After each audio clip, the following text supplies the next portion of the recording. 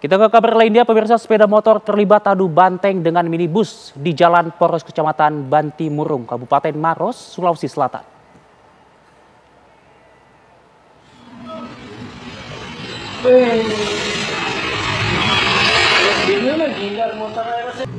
Inilah pemirsa detik-detik sepeda motor Vespa saat terlibat tabrakan dengan sebuah minibus di pertigaan Desa Minasabaji, Jalan Poros Kecamatan Bantimurung, Sulawesi Selatan.